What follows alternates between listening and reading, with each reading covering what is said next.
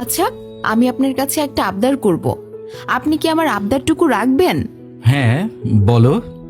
আপনি আমার জন্য একটু দোয়া করুন তো। এইটুকুই তোমার আরজি? এটাই আমার আবেদন। এটা তো খুব স্বাভাবিক চাওয়া। এটা তো আমি তোমার জন্য সব নামাজেই করে থাকি। তাই নাকি? তাহলে এখন একটু দোয়া করে শোনান তো, কি দোয়া করেন আপনি? হে আল্লাহ, তুমি আমার প্রিয়তমার সামনের, পেছনের, গোপনের, প্রকাশের সমস্ত গুনাহগুলোকে মাফ করে দাও। আমার প্রিয়তমাকে সর্বদা সুস্থ রাখো। মৃত্যুর আগে ও পরে একসাথে থাকার তৌফিক দান করো। তুমি তুমি আমার এই দোয়াতে এত খুশি হয়েছো? এমন দোয়া তো আমি তোমার জন্য প্রতি নামাজেই করি। অনেক খুশি হয়েছি। খুশি হব না? এমন স্বামী কজনের ভাগ্যে জোটে বলেন তো? আলহামদুলিল্লাহ, আপনার মতো এত ভালো একজন স্বামী আমি পেয়েছি। আমি খুব লাকি। আমিও তোমার মতো এত ভালো একজন স্ত্রী পেয়ে অনেক খুশি।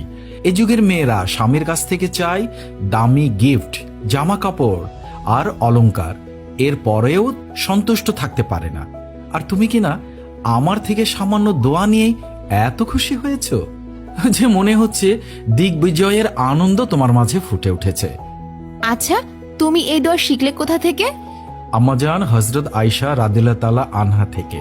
কেন, তুমি কি এই হাদিসটা পড়োনি যে একবার হজরত আয়েশা রাদিয়াল্লাহু তাআলা আনহা রাসূলুল্লাহ সাল্লাল্লাহু আলাইহি সাল্লামের সাথে বসে আছেন, তখন হজরত আয়েশা রাদিয়াল্লাহু তাআলা আনহা রাসূল করিম সাল্লাল্লাহু আলাইহি সাল্লামের মন ভালো দেখে বললেন, ইয়া রাসূলুল্লাহ, আপনি আমার জন্য দোয়া করুন।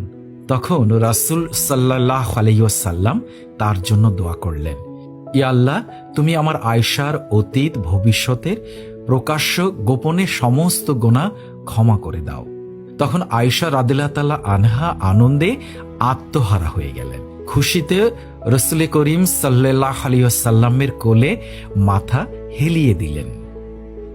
এটা শুনে স্বামী স্ত্রীকে আদর দিয়ে বলল, আলহামদুলিল্লাহ, আমি এমন একজন নেককার স্ত্রী পেয়েছি যে কিনা আয়েশার গুণে গুণান্বিত।